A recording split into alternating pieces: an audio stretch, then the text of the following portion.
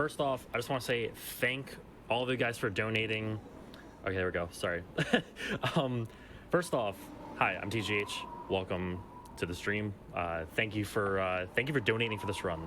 I'm very fortunate. I'm very happy to be able to showcase this run to you guys. Thanks very much. I'm here with my commentator. If you'd like to introduce yourself. Hey, what's going on, everyone? My name is Davesterio, here to commentate for TG's True Ending run. All right, and also to answer the question about the SA2 hero story runs, I did that once on April Fool's. It was a casual playthrough that I passed off as a world record attempt because it was April Fool's. Do not expect that to happen again. Okay, so, all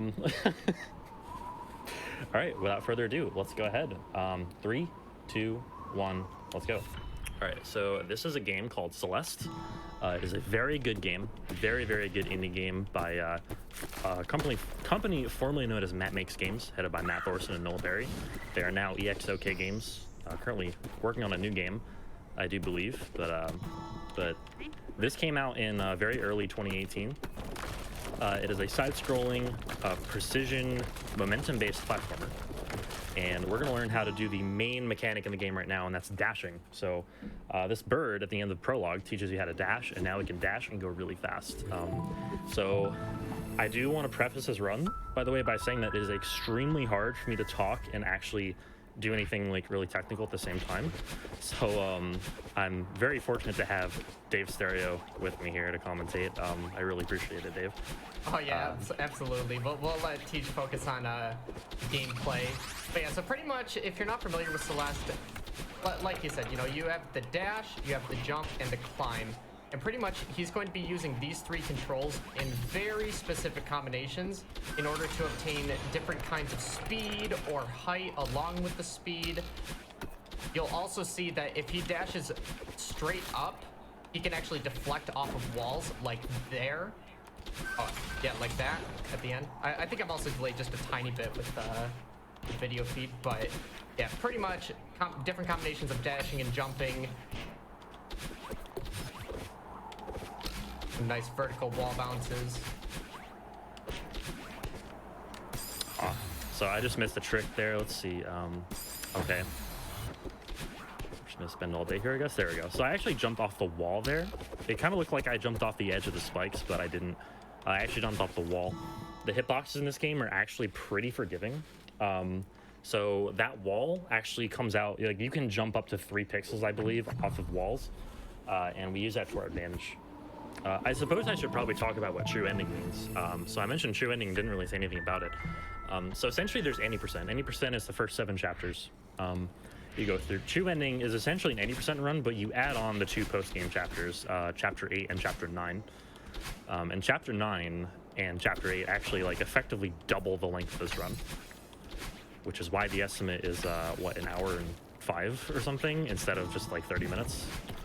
It's really hard to believe that chapter 9 pretty much like doubled the size of like the base 80% pretty much. I mean, like chapter 9 has gotten down to under 20 minutes, but like the first playthrough definitely takes as long as like the base game to credits. But all right. Yeah, pretty much. Yeah, chapter 2, you know, we got these dream blocks. If you dash through them and go all the way and hit a wall, it does take a death. But when you emerge from the dream blocks, you actually have the ability to get a jump or a dash out of it. And if you have 2 jump buttons, you can actually get 2 jump inputs. And it gives you a lot of height and speed coming out. Yeah, I'm going to try and utilize that to my advantage right here. Nice. Just doing ultra and squeeze right through that gap there. That's pretty tight, but we managed to get it. Yeah, so one thing we haven't mentioned is that the angle dashes actually add to your momentum instead of like doing a sort of fixed speed. So if you use a double jump out of a dream block, you have a lot of like stored momentum, and then you just like add to it with a down angle dash, and that angle dash goes really far. Yeah, ultra dashes in this game are where we get a lot of our speed from. Like right here, these are ultras. This is an ultra right here. You can see I slid along the ground like pretty far there. That's a product of an ultra dash. You don't like basically any other direction of dash when you have momentum will cancel the momentum at the end of the dash, but down diagonal dashes do not, and that's what makes them fast. That was a really nice chapter too. Yeah, it was okay. It was alright. We're cruising along. So chapter 3 is actually where the route is going to differentiate between an 80% run, or from an 80% run, I should say. So we're actually going to get the Crystal Heart in this chapter. So true ending requires you to get 2 additional Crystal Hearts from what you get 80%, and the 2 fastest to get by only just a little bit are chapters 3 and 4. And we get 5B, the heart, excuse me, the Crystal Heart from 5B and the Crystal Heart from 6B in this run, which you'd ordinarily get in a top level 80% run. And, just along the way, and it's convenient.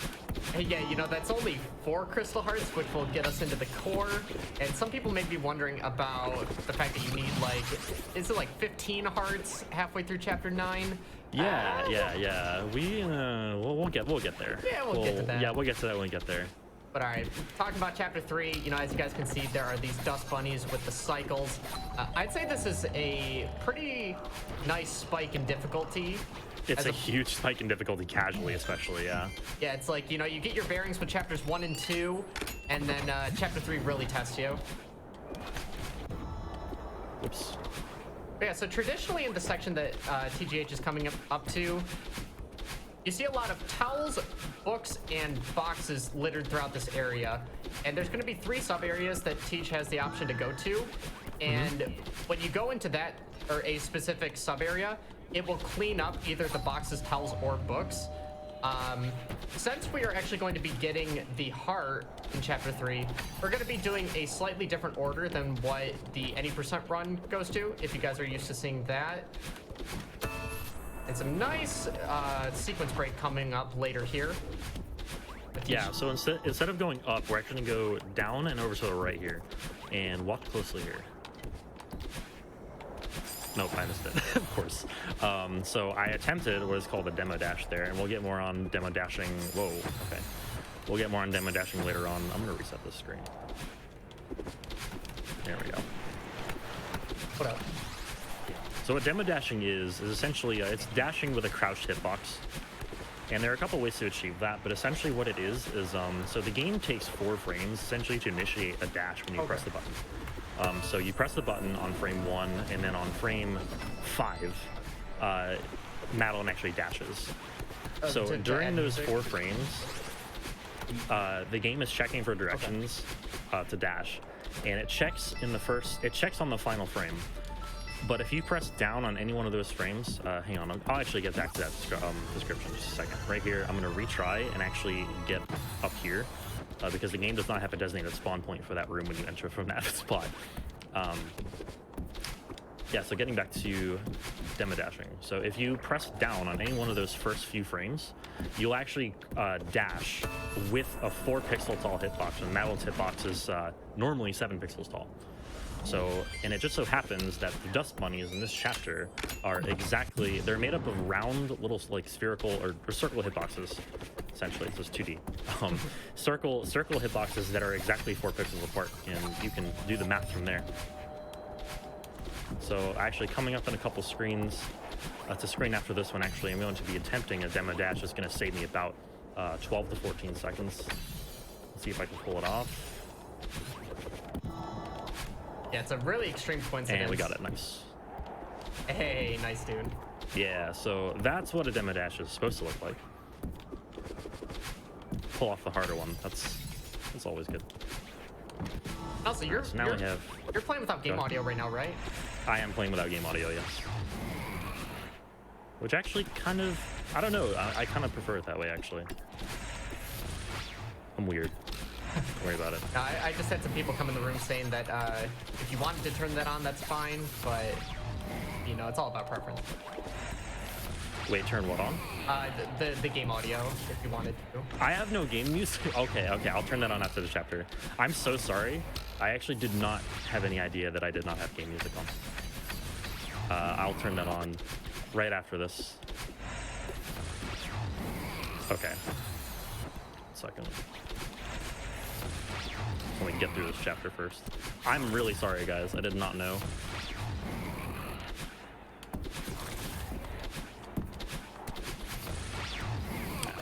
video. Yeah, because I practiced without music, and I just never turned it back up. My apologies. Sorry about that. Very solid chapter 3, though.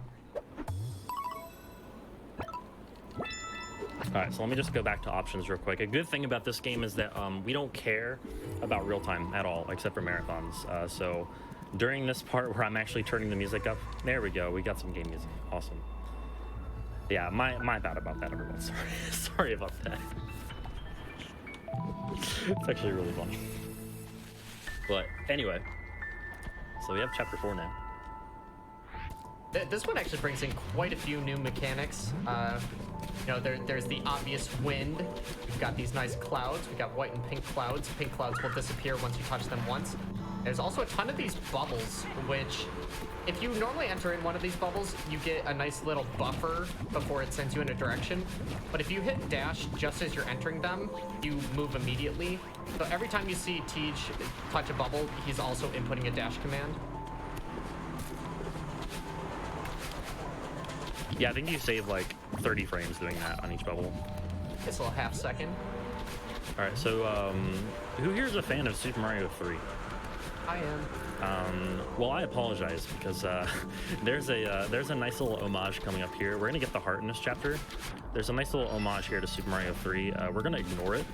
So you crouch on that block normally to get in the background, but instead we're gonna miss this trick. Miss it again. There we go. Instead we're gonna do that. It's a pretty precise wall bounce and the wall kick. Yeah, getting those second wall kicks where you're moving away from the corner and still getting it, those are so particular. All right, and Do we have time for... Yeah, go ahead. I just wanted to read one real quick while it's relevant. We have $5 from Music Please, who says, can this start a donation incentive to get music for this run? Damn, we should have done that. I couldn't resist. Should have done that. It was the only donation needed and we got it. It's as if, yeah, seriously, it's as if we didn't donate enough for this run to happen already, which, by the way, I really appreciate this. I appreciate, and everyone who's donating to the cause as well appreciates it as well. Everyone, especially for the GDQ staff and just like helping all the people who need it in this time is really, really important, and it's great that we can come together and make something like this happen, especially on such short notice. And I'm really glad to be a part of it. Oh, I really rushed that. Whoops.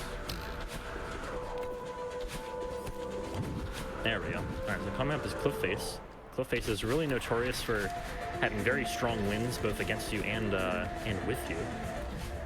But we use to our advantage the fact that when you're in a dash or hyper dash state, you're actually not affected by the wind at all. So you'll notice that this room I'm just kind of like not really caring about the wind, and nope, I tried something there, I just missed it. I tried to bounce off the snowball and skip all the springs, but it didn't quite happen. It's a hard trick. And luckily, if Tej moves, around the same every time, the snowballs that are attacking you from the right side of the screen will be in a consistent spot. Yeah, there's zero RNG in the speedrun. Like, actually zero. At least relative to the speedrun. There's RNG, like, in maybe, like, the particles that fly around the screen. But, yeah, that's basically it. Like, there's no RNG in the actual run proper. Alright, so now we have all the hearts, all the extra hearts that we're gonna need for this run. So by the time we finish, we will have access to the core. Along with 5B and 6B, we get those hearts as well, those red hearts. So I suppose now is a good time to like talk about why exactly we do the B-sides for 5B and 6B. Well, long story short, it's because they're faster. But the longer story is a bit more descriptive. Yeah, so yeah, go ahead. Pretty much each A-side, like there's an A, B, and C side for each chapter. Each A-side has a blue heart that you can find within the level, but for completing the B-side and the C-side, that will also get you a heart respectively, one for each. And it just so happens with chapters 5 and 6, you can get the cassette tape that unlocks the B-side within the first level, and then back out, return to map, and then complete the B-side. And chapters 5 and 6 actually save time. Oh, I I just caught up with that. I'm disappointed. Oh, that was so close. Yeah, so one thing we actually haven't talked about is the way some of the tops of ledges or corners work in this game. If you have dashing momentum going into the top of a ledge or a corner, and you're holding grab and time a jump, you can actually really like conserve your momentum and continue to fly. We call those corner boosts. All right, you see here, T just grabbing the tape and backing out. Yep, and we're just getting out of there. Getting right out of there and going into the B-side. So the B-side is made quicker in 5B. It's made a lot quicker by a trick they call Bubs Drop. So remember that thing I did in chapter 3 where I entered a room from a place I wasn't supposed to and then retried in order to spawn in a different place? We're gonna kind of do that same thing here, except from the top instead of from the bottom. In order to do that, we need to, this is a 2-frame trick. We need to let go of jump on a certain frame when we transition up here. So let's see if we can pull it off. Got it, nice, okay. So, and then we retry and we end up there. Because the game does not have a designated spawn point for where you enter that room. Whoa. For like, when you enter that room from the top there, the game doesn't have a spawn point for it. So it spawns you at the closest, like, possible spawn point in order to avoid a crash.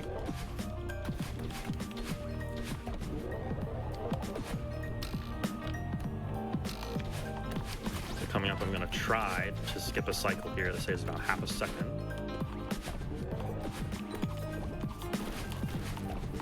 And we got it. So going over that spike is kind of tricky.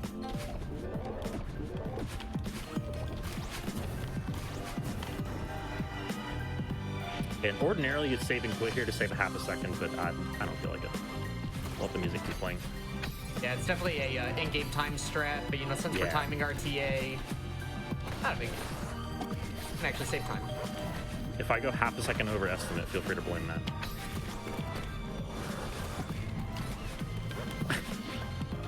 Cool little trick here. So we're going to utilize the Seeker Blast here to get all the way over here, grab the corner, get our dash back off the Seeker again, and corner kick off the other side of that pillar to complete that room. That strat is so risky. You're just flirting with the death plane right there. Yeah, that strat's really cool. And now we have Theo. We got to carry Theo to the end of this chapter, just like in 5A. Because I think this Theo is actually a little bit easier than 5A, at least in the speedrun. And just the way that momentum is conserved by dashing into Theo can get pretty insane, especially if you ultra dash into Theo. This room is clearly impossible.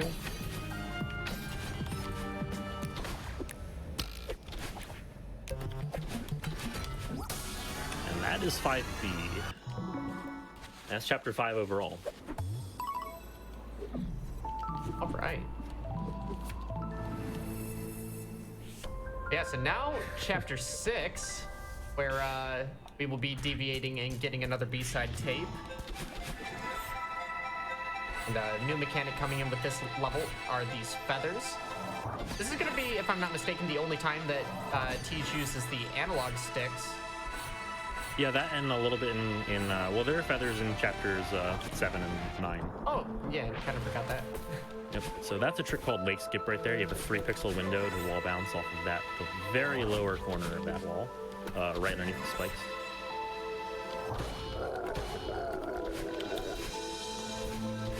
It's worth noting when I can too, I'm actually using the D-pad at the start of feathers, the start of feather flights whenever I can, because if you hold straight diagonally for whatever reason, you get a slight boost of speed. And that does save time when you can do it. I don't do it all the time, but I do it when I can. There we go, nice. So shout outs to Revolucion for that particular trick right there. Call that Revo's nonsense. That is some of the highest speed we get in the entire game right there. Yeah, that's a really cool trick. That was so clean. So clean. Combining the momentum of the Kevin block in addition to doing like a reverse hyper into the screen or a reverse ultra dash, like it's so insane. Yeah, and also like if you see Tish get like a bunch of huge speed like that, he will be doing bunny hops or pretty much just minimizing the amount of time that he's on the ground so that he can just preserve his speed by staying in the air. I'm gonna try something here and see if I can get it. Or in one of those Not try quite, something. not quite. Or in one of those try something moods, eh? Yeah, we'll try it one more time. That was close. There we go. Do we have time for a few quick donations? Sure. All right. We have $25 from Calamos, who says, TGH running Celeste, the opportunity to tournament Spike and Fant with an excessive number of ice traps, helping charity. There's literally no downside to this donation. And on that note, folks, remember that the ice trap mayhem will be happening right after this, but we need to get there for that specific incentive to get met. So we're currently $3,278 out of $5,000. If you would like to, as that donation said, torture Spike and Fant more, please get those donations in. We're going to be having Ocarina of Time right at the end of this run, so let's get those in. And also some community love here for TGH. We have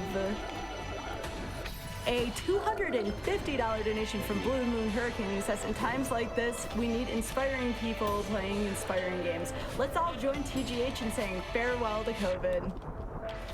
Blue Moon, thank you so much. Thank you very much. I'm also, yeah, honestly, that Ocarina of Time rando is going to be really hype as well with Spike and Fan. It's going to be super sick to watch. And I don't even really know that much about Ocarina of Time.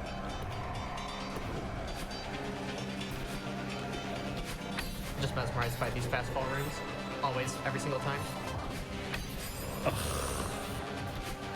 Had to say something, didn't you? Aw, man. Okay, give me the spoilers. It takes me like 3 seconds to see. Also, that was a demo dash right there. So fun fact about that little gap in the spikes right there. The devs actually made that gap wider with the patch that included Farewell, which is Chapter 9, by the way. Farewell is also known as Chapter 9.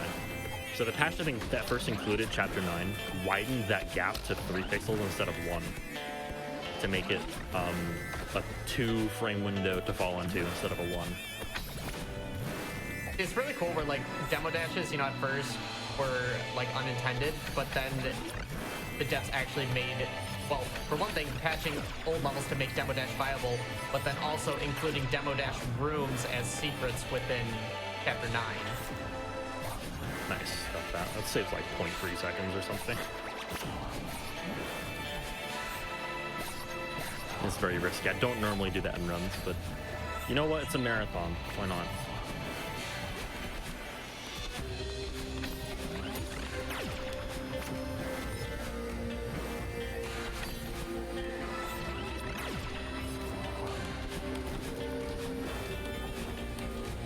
So cool little thing right here we do. So you're supposed to go all the way across the screen and hit the Kevin block. We call these Kevin blocks, by the way. That's all the way on the right side. Instead, we're just gonna kind of use that one. We're just gonna wait for the respawn there. That saves like, I don't know, saves less than a second. I don't know exactly how much it saves, but we're gonna try a corner kick strat at the end of this screen as well. Let's see if we can get it. So first off, there we go, nice.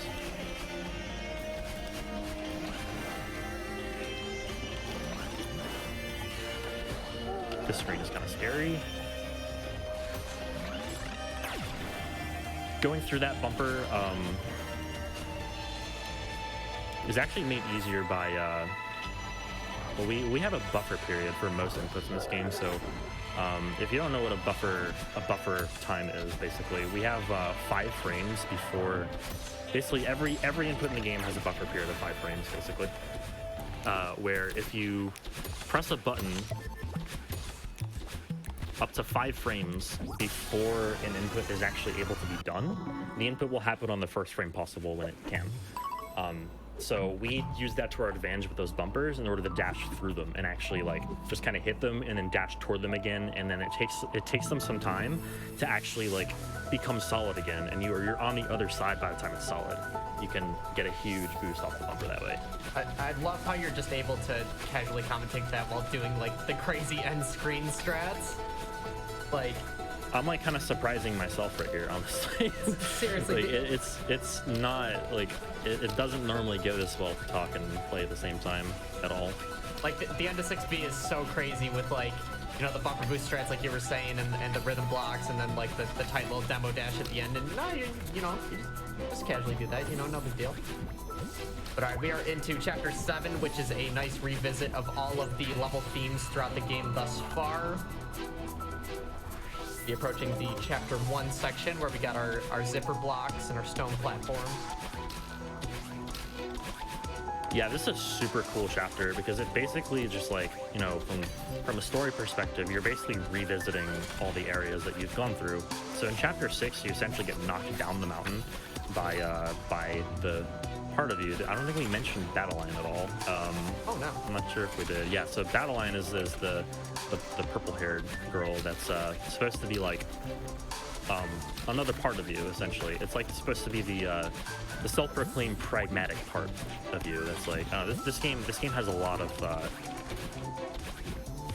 themes of anxiety, depression, and I think you might get the point for that. But essentially, so Battle Line throws you down the mountain, literally, in chapter 6 when you're about like pretty close to the summit of the mountain. And this is you basically going back up the mountain and going through the places you've been. And that is signified by like the different, you know, like this is obviously supposed to be revisiting chapter 2, Old Slight with the dream blocks and everything and the aesthetic, except it's daytime instead of nighttime. And the next part will be the resort part, and then after that's the ridge part, Golden Ridge part. And it's just a really cool design of a chapter, both story-wise and mechanics-wise.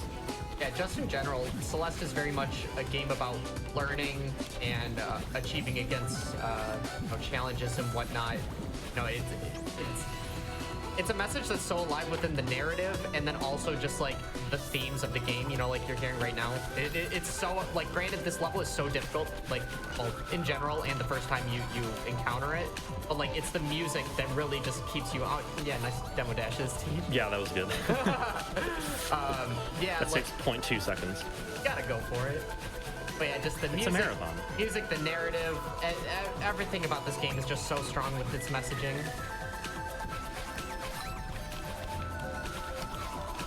Cool room there too. Lots of ultra dashes in that room to get through cleanly. Franker Z.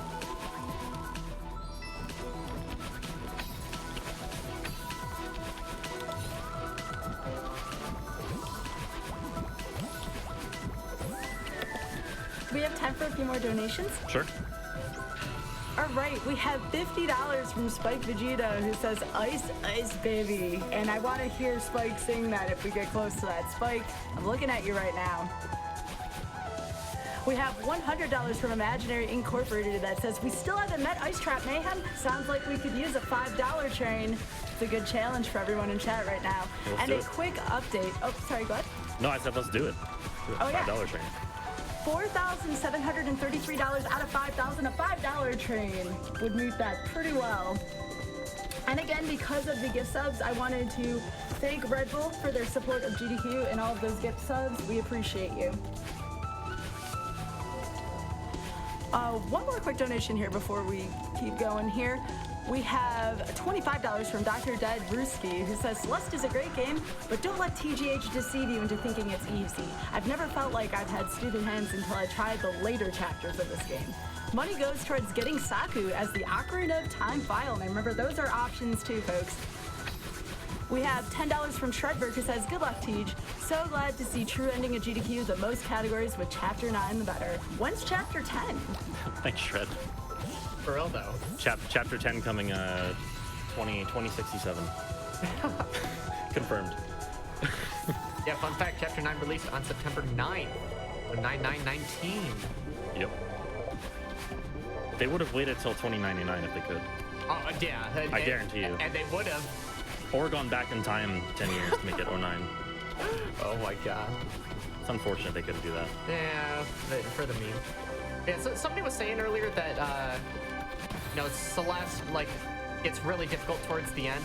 I should also add that if you've never played this game, it is most certainly possible for anybody to beat this game. You know, like I said, the game does a very good job of keeping you moving along the entire time. The checkpoint system is very generous, so you never have to go back in progress. Yeah, this game definitely isn't like your typical tough as nails platformer. Like, it's the type of Whoa. Okay, cool. It's the type of game that that actually encourages you and says, yeah, I think at one point it even says like after chapter 2, I think it says be proud of your death count. The more you die, the more the more experience you have, the better you get at the game. Literally, the more you die. And true that. I'm living proof of that. So, it's I've probably died more than. Whoops. Speaking of which, probably died more than anyone else in this game ever. I was gonna say, did you happen to know the count on your sort of practice file? Oh no, I don't even have a practice file anymore. I just use debug every time, which has a random time. I can bet it's at least 100,000. Probably not that high. Probably not 100,000. Probably closer to 10. Wait, really? Say. Oh, yeah. Whew. All right, man, mine is looking pretty rough then. Yeah, 100,000 is a lot. Yeah, that's I think you're talking several years of continuous play. Oh, okay. Yeah, I'm not sure that's accurate.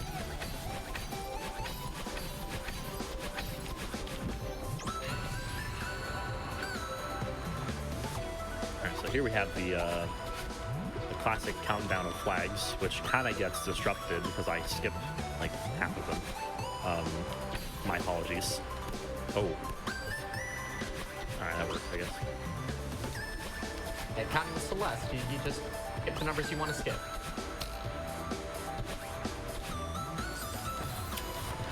Tried something there. Let's try it. No, I'm not with that. Not with that one. You gotta land pretty far on the right side of that spring in order to skip that wall kick.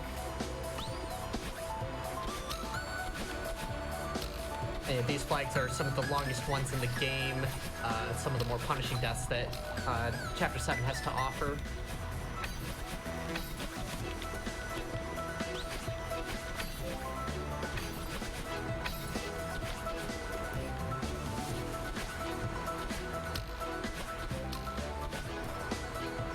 Yeah, going back to the difficulty of the game, and just with the way it's designed and how your dash is a precious resource, I'd argue that Celeste plays like a puzzle game a lot of times in your casual playthrough, where you're just trying to figure out what the screen wants you to do. But once you piece everything together in your head of what the game wants you to do, you can do it with the right execution. Yeah, for sure. It's one of the fairest hard games I think you'll ever play. That's a good way to put it. It's designed to be that way as well, and it's just it's really, really well designed game. Alrighty, we are approaching the peak of the summit. Oops, I can save this. Nice, okay. I actually had to jump twice really quickly off the corner. Alright guys, do not worry, this is not the end of the run. This is traditionally where the any percent would end, but we kind of have 2 more chapters to do. We do. We have the core, which is about a 4-minute chapter, hopefully, and a farewell, a farewell. And we have farewell, which is about a 20-minute chapter. If well, hopefully it's less than 20 minutes, but you get my point. It's about 20 minutes. It's more or less. Essentially, or more than double chapter 7. Yeah, definitely more than double.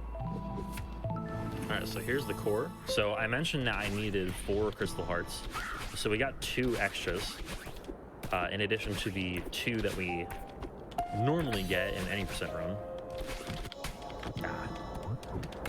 And this is why this gate right here just kind of blocks off, and you're required to have 4 hearts to enter. And so the main gimmick with core is that, traditionally you have 1 dash until you hit the ground, or 2 dashes after chapter 6, at the end of chapter 6.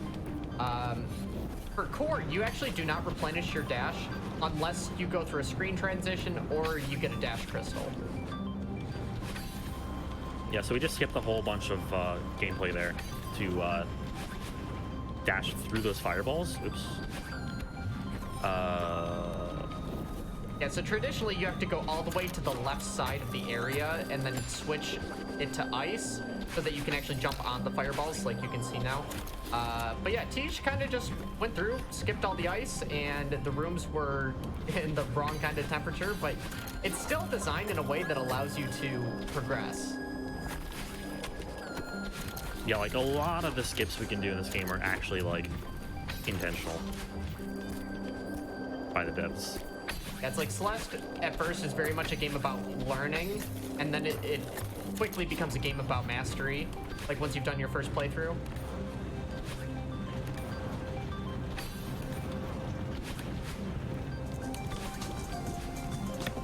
Do we have time for a quick update? Sure thing.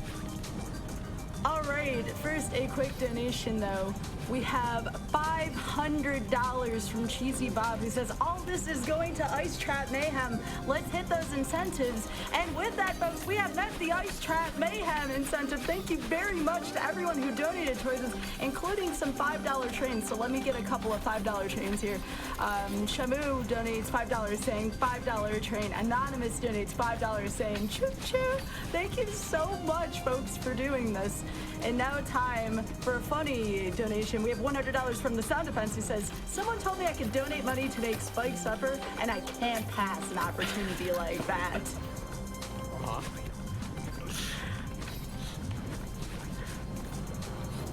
There's one other one. $50 from Dr. Spaceman Spiff, who says, why is everyone donating to torture poor Spike Vegeta? He's a cool guy, although just thinking about that goofy smile and laugh does make me want to see him suffer a little more ice chest. He won't mind. That was a quick turnaround. Thanks for being a good sport in advance, Spike. I mean, he donated for his own for that to happen to himself, so Taking one for the team. yeah. And I have a really heartfelt donation here. We have $500 from Bolt, who says, I first played Celeste last year as I was dealing with being in therapy, and after a diagnosis of persistent depressive disorder for the first time, it connected with me in a way games rarely do, and is now one of my all-time favorites. I'm lucky enough to be financially stable during this crisis, and I think it's incredibly important that all of us who can give back do so during this time. After all, we could all use a little help from people around us sometimes. $250 from 3 Ducks, he says, reminds me of being in a packed hall at SGDQ watching TGH race Celeste and hearing everyone go absolutely nuts. Even though we couldn't congregate in person, we're all still here. Remember, you can't outrun your own reflection. Love the community. Let's do something great together.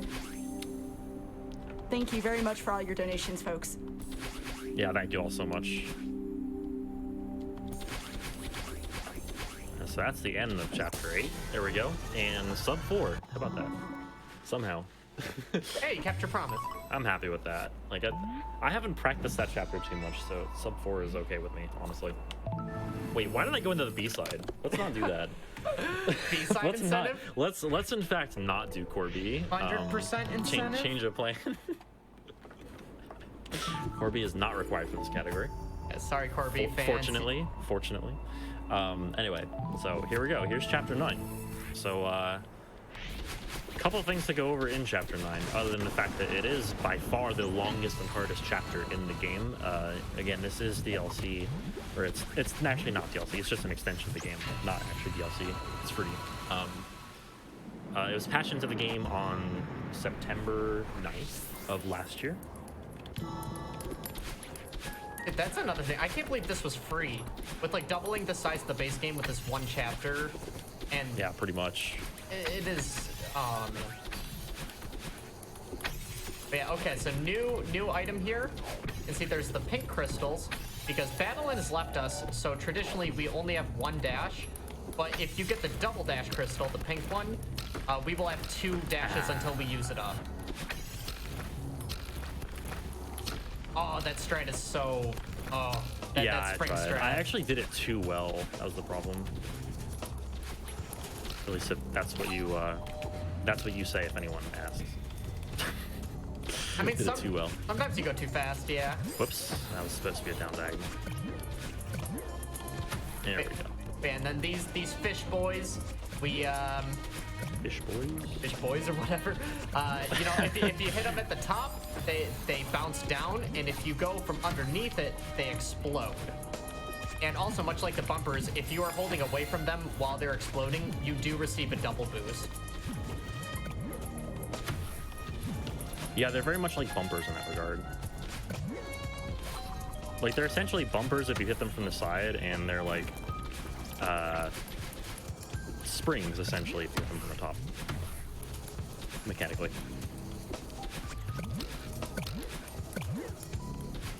Whoops, that was too far. Oh, he got stuck.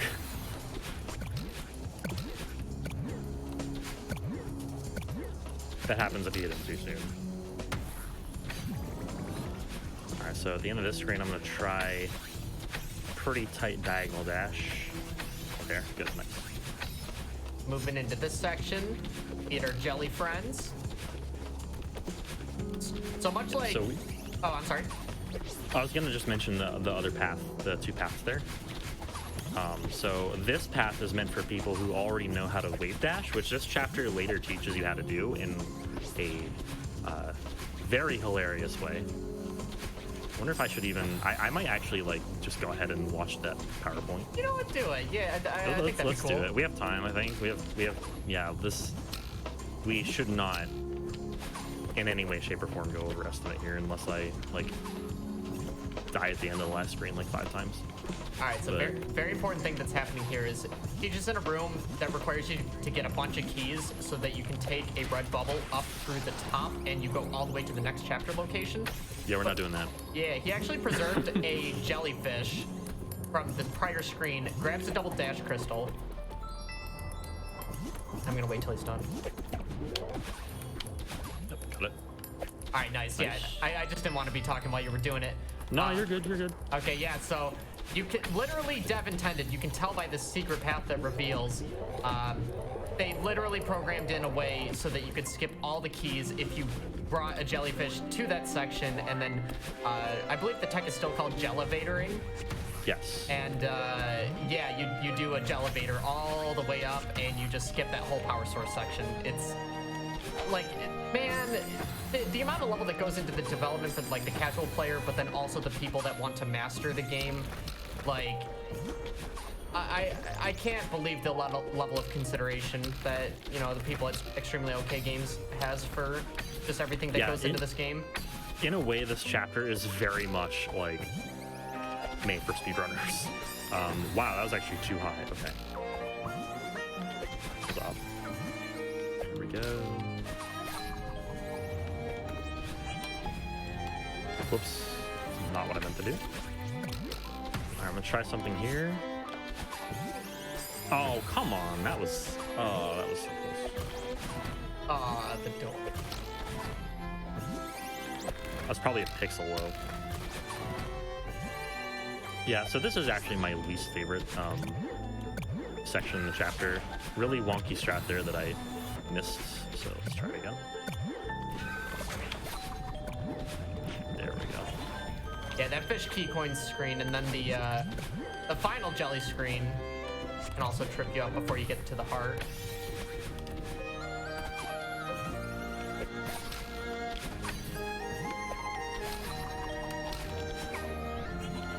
Good, got that without climbing. Nice. I'm gonna try this once and only once. There's a demo dash I can do at the end of this screen.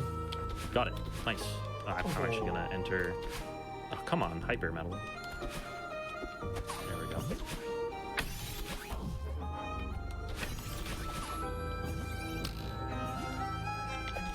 Okay, that's the end of Remembered. All right, so remember how we were saying how you needed a bunch of hearts to get through the midpoint of this chapter? Demo dash, please. Sorry, continue. No, you just gotta have a Madeline sandwich every once in a while, you know? Oh, did you want to do the PowerPoint? Oh, I did.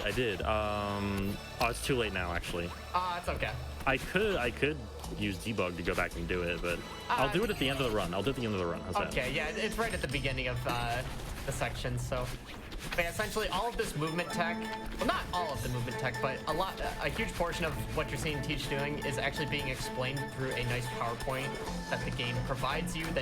And this is like a huge test of if you understand Celeste's advanced mechanics or not, because you will need to know wave dashing to get through all of these next sections. Yep. And this has got to be, like, this and Farewell are like the best, well, actually every song is the best song in the chapter, but like, Oh my god. particularly this song and Farewell. So good.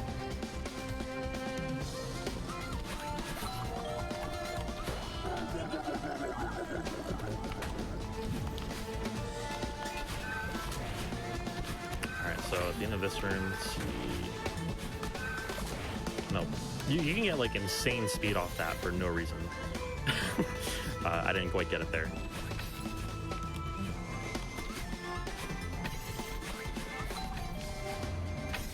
This section's really cool. This entire section's really cool. You can skip the crystal over on the right there by that. There we go. Just like kind of jumping off of a couple of the top pixels of that whatever you want to call that down. I have no idea what that's called. That's a zipper of some sort. Yeah, something like that. We'll wait till it gets there. Okay, that's one way to do it, I suppose. All right, and this is the. I'm gonna try a strat here for the second half of this room. Once, whoops. I want to actually get there. Oh no, the strat. Let's do it. Oh, it came like a pixel from it. Okay, whatever. We won't try that again. Oh, that was so close. Yeah, that was really close. We'll play it safe this time. Yeah, it requires you to get 3 super crazy wall jumps that, you know, are just a pixel away from spikes. Yeah, that strat is absolutely insane. Yeah, so this screen that Teach is on right now actually has a nice Easter egg on it if you guys want to try to find it. I can't explain everything about the Easter egg because it's actually really insane. Pretty much. The Easter egg is if you hit that spike I just touched, you die. That's the Easter egg. Yeah, you find it out. Yeah. But Yeah, I bet not too many people would have found that. Oh, Yeah. I need to... Oh, what a save that was. Okay, that was actually a really good save. Okay. Yeah, I realized I was late for that. wow. So yeah, pretty much in this feather pathing, if you go off to a different area, you find this nice little siren noise that gets converted into images, and yeah, there's a huge giant scavenger hunt by converting sounds into images, and you get a nice series of images, you know, with nods to the Celeste community. That was close.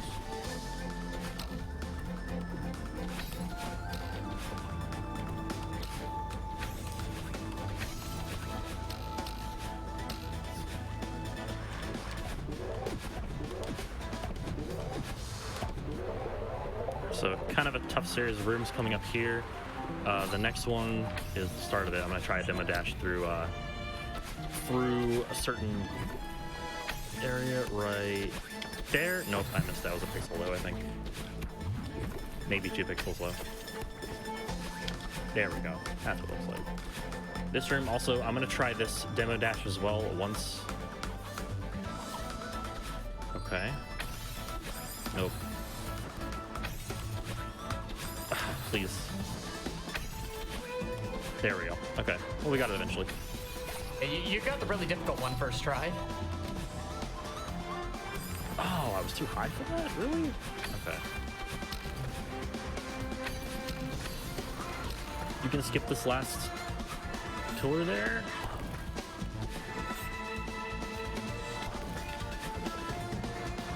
This room is great.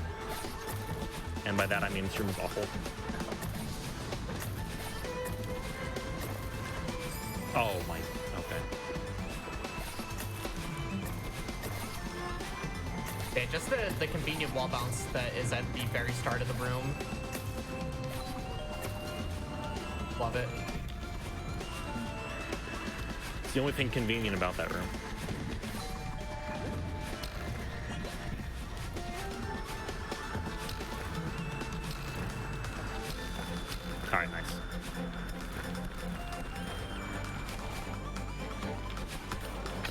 try some neutral jumps there. Okay, that was... that was close. Wow, that was probably a pixel from death. Yeah, Madeline's feet were literally in the spikes.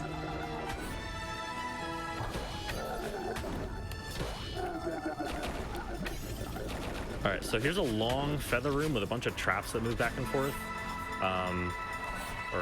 Or starfish. I'm gonna try to take the feather shortcuts here. This feather shortcut actually saves you about 3 seconds. It doesn't look like it saves you time, but promise me it does. It's because you don't hit a trigger on the screen which switches the wind the other way, and actually loses you time because it blows against you in that case. But if you go down below, it keeps blowing with you. And on that final throw from Madeline, she can actually still throw you into the starfishes, so you need to be on a good cycle at the end. Yep. Speaking of cycles, this is Speaking of cycles, this is really fun to do without game audio. Oh no. Alright, definitely gonna let Teach focus on this. I should be fine. Okay, yeah. There's some really cool strats in this section. Wait a second.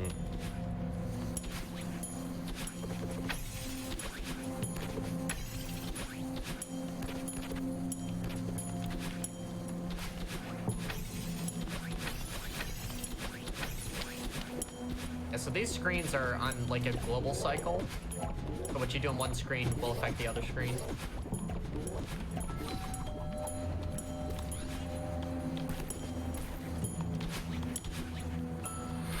Got it. Nice. Okay. Oh yeah, that one, works. that one in particular, like the second to last one before the bird. Oh, that screen's so hard. That was actually a pretty perfect stubbornness section for my strats. Now it's time for the best song in the game. Reconciliation, let's go. This is like actually one of the best songs in the game. I like Beyond the Heart, which is the one that plays during Event Horizon and Determination, but this one I think fits the actual like atmosphere of the section the best. Dude, and when and you're the way it builds is so good too. Yeah, when you're on pace, it's like, oh man, it's go time. It's go time. Let's do this. The only thing that I will say is that the better you get at this chapter, the less of the song you get to hear. Which I'm kind of sad about, but you know, it's okay. Oh wow, I was actually too okay. Oh, really? Goldilocks, come on. Okay, that's fine too. Yeah, so this trick in particular is like a really nice example of like the dev intended double boost from the fish, because it sends you just in the right spot to go through those spikes.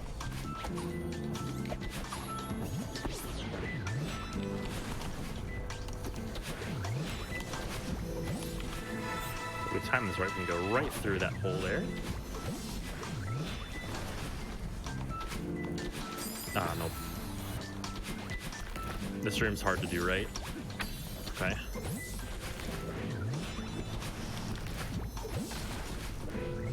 Try a diagonal here. Nice. I have no idea how much time that saves. It is not a lot. Cool. Got that skip as well.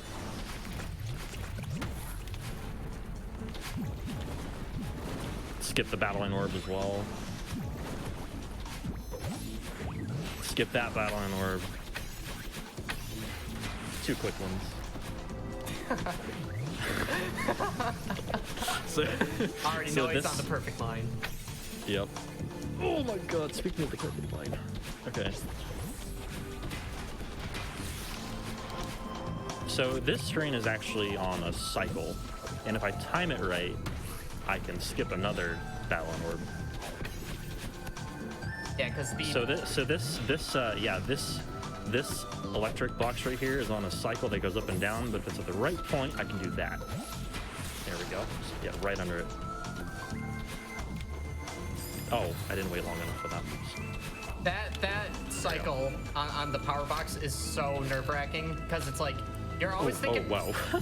You're always thinking in your head like, okay, I could try to go under the box, but what if I'm off cycle? And then You lose 20 seconds. That's what happens if you're off cycle. And it's terrible. It is terrible. Yeah, speaking of scary strats in long rooms. Yes, this one.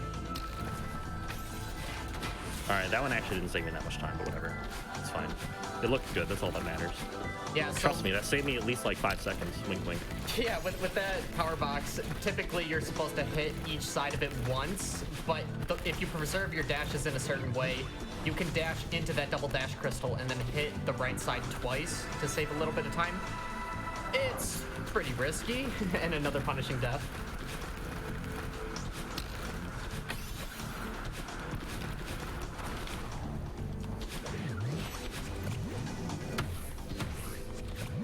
Try something here as well. I have no idea if I'm gonna get this.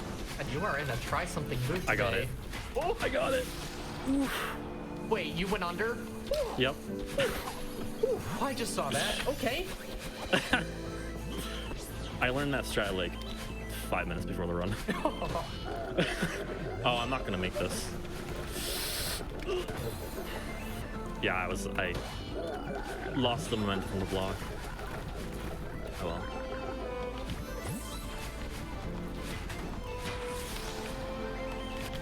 All right, this is the last screen. It is the longest screen in the game by a lot. And by a lot, I mean it's a 1.5 long screen with no checkpoints. So, yeah, this is like what Farewell is most notorious for, I would say, is a screen. And how do you cap off a game like this that has been all about challenges and perseverance? You know, you give them the final challenge. We're gonna let Tej focus on this. Well, you give him something, that's for sure. I just love this part. It reminds me of Donkey Kong Country 2, with like the free wind and flying up.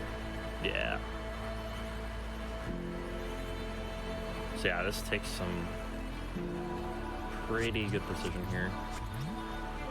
Holding up to fly up a little bit faster. I'm gonna try and land on this ledge right here to get my dash, so I can do a jellyvator right there. Save a little bit of time. What do you say goodbye to Jelly? Alright, so I'm gonna try one of the more aggressive strats here. Okay, that's fine. Good.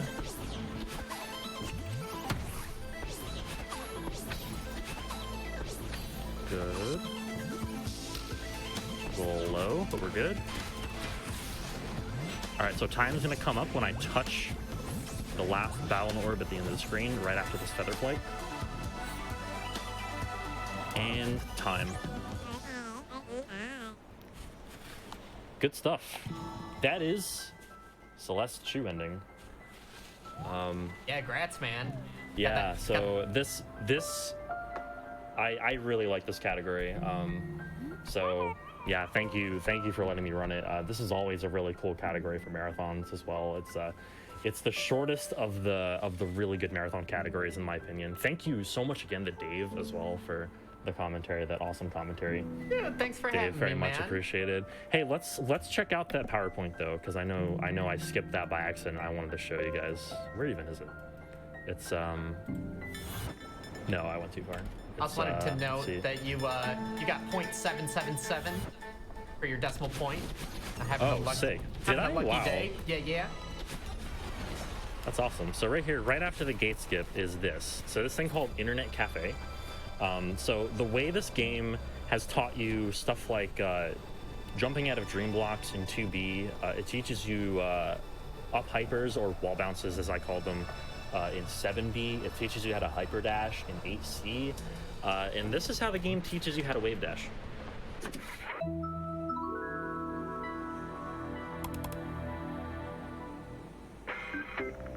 And the music is Wave so good. dashing and you, a practical solution for catching birds in space.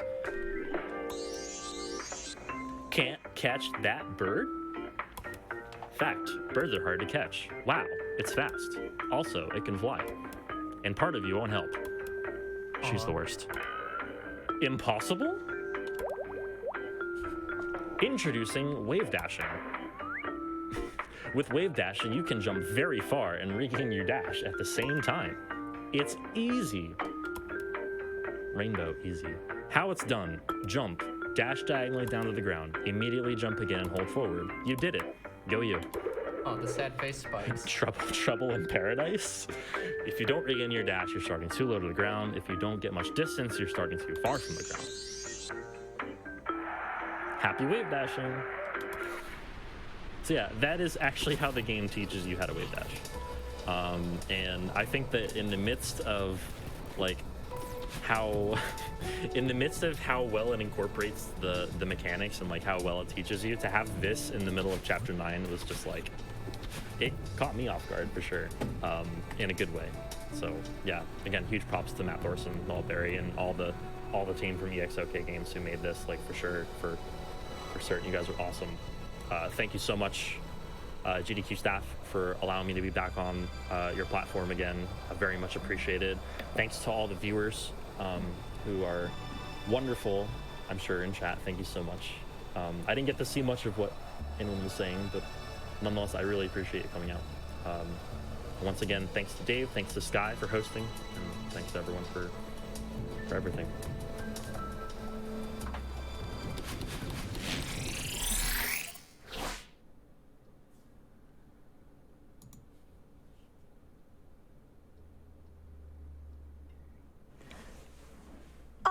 Let's thank TGH for being here. And can I see some more GGs? What a run. I've never seen the true ending of Celeste before, and that was certainly something to see. And shout out to that PowerPoint as well.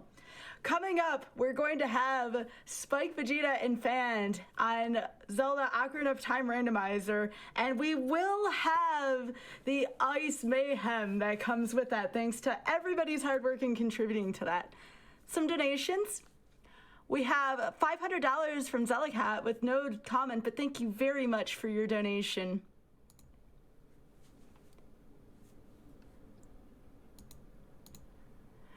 We have $50 from Aventura, who says, donating for the first time to a GDQ event, excited to see one of my favorite runners running one of my favorite games live for the first time. Good luck, TGH.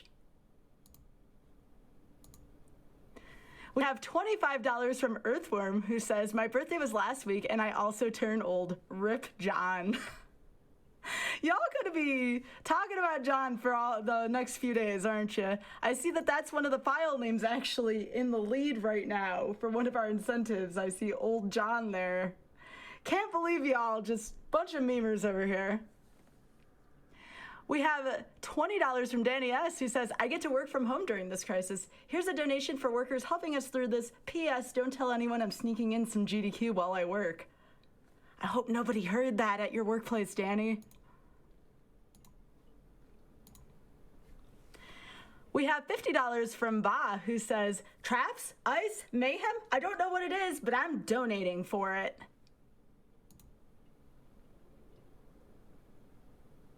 We have $200 from One Frame Trick, who says, okay, maybe I could never hit a one frame trick, but it still feels good to help out no matter how many frames it took. I don't know, people have pretty strong opinions about saving frames, but that'll be a little bit later in the marathon. Maybe involving some animals? We have a $500 donation from Anonymous. Thank you very much for your donation. And we have $5 from 10,000 Ice Traps. It says, let's get that choo-choo train going for some more ice traps. And again, thank you all for that $5 train. I see y'all. Thank you very, very much. Every bit counts towards these incentives, so I appreciate that. We have $50 from Anonymous, who says, hey all, Archduke here.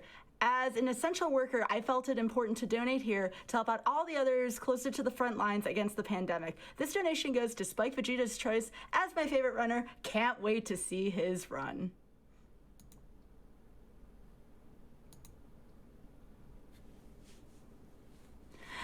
Azuka donates $5 saying, had to donate during Celeste, by far my favorite game to watch at any GDQ. Lost my job recently, so I can only afford the $5, but let's all get through COVID-19 together. So much love to all the healthcare workers working so hard on the front lines. And as I said before, every little bit counts, so thank you very much for your donation.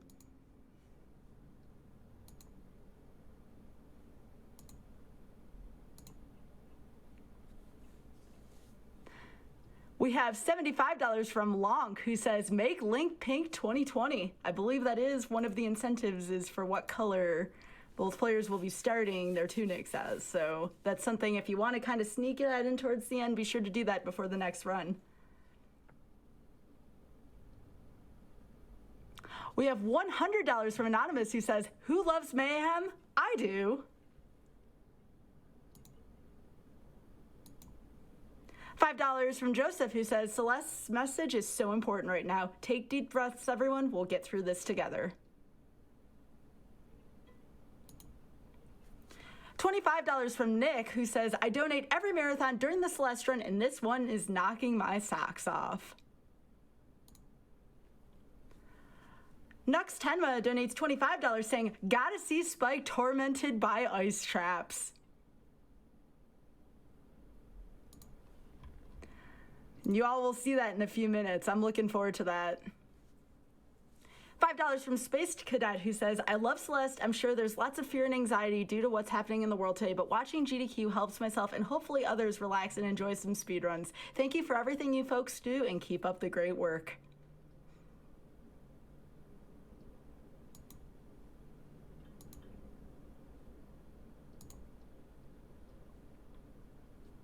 We have $100 from Noel Cara, who says, "Stay happy, stay healthy, and stay gaming."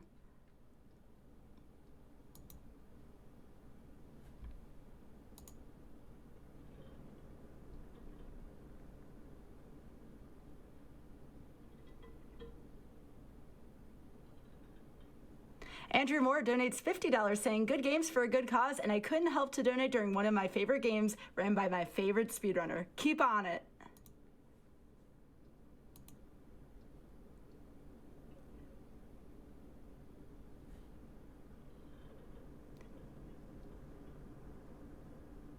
Star Warrior donates $50 saying, "To all workers out there keeping things running, a big thank you, and please take care out there."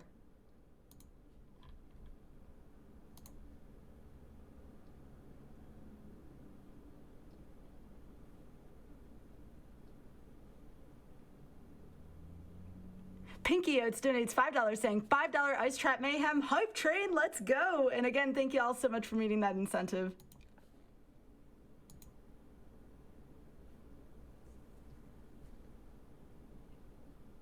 We have an anonymous $250 donation, no comment, but thank you very much for your donation.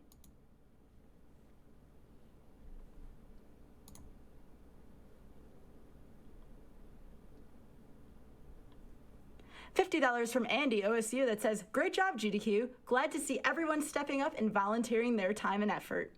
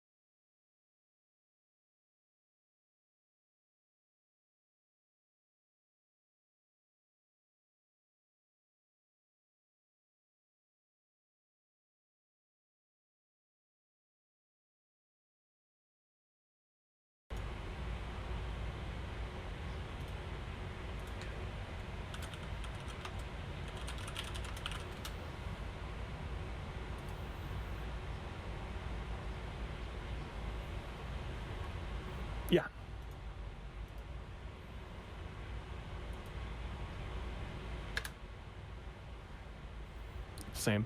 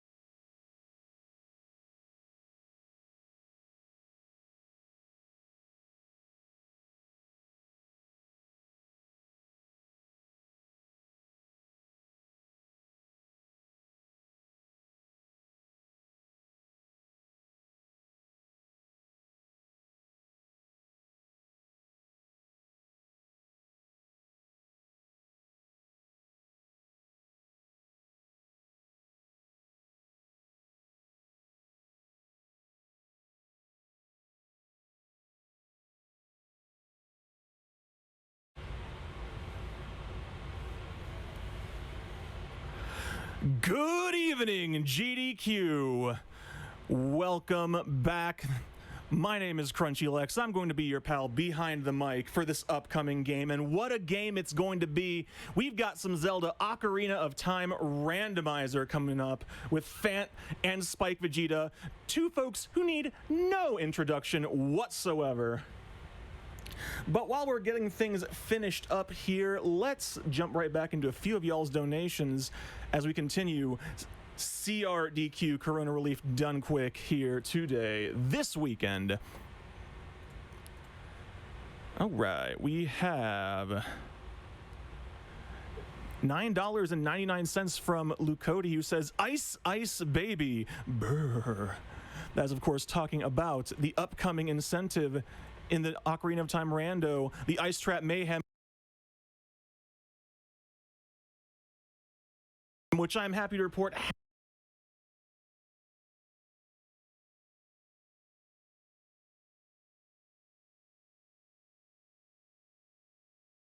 has in fact been met.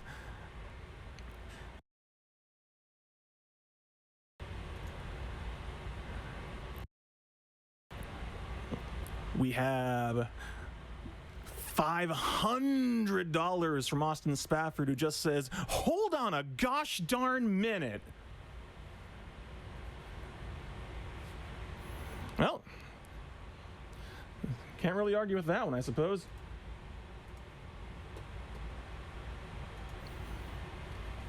But I am certainly not holding on.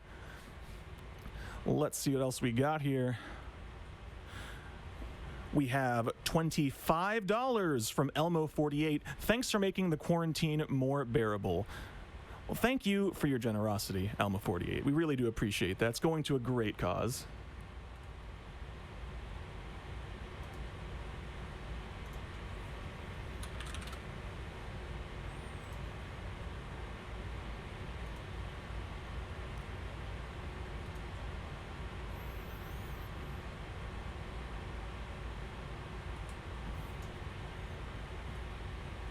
We've got $200 from 3 wise llamas who say nothing. Sometimes silence is wisdom. Thank you so much for that wisdom and your generosity, 3 wise llamas. We appreciate that greatly.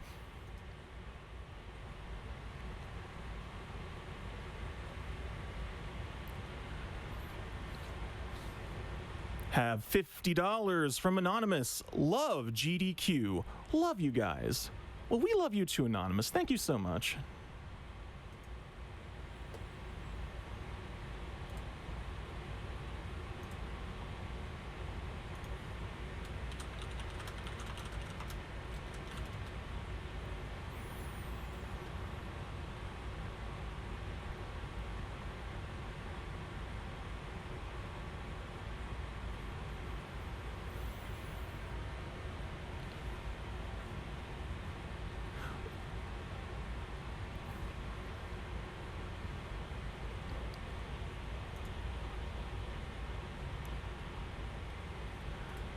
We have $10 from Saranova. My half-brother died a week ago due to COVID-19. Watching my dad and stepmom have to bury a child while under the restrictions required has been heartbreaking. Thank you, GDQ, for putting on this marathon, and to Direct Relief for stepping up and providing equipment to the medical community. I've been an avid GDQ watcher for years, and though this donation isn't much, I know that right now every little bit matters, and I'm glad that I can at least help out in some way. Saranova, we are so sorry for your loss, but thank you for your generosity, and you are absolutely right. Every little bit helps. We thank you so much for your donation, and everyone out there, we've seen some big ones, we've seen some small ones, and know that every donation, regardless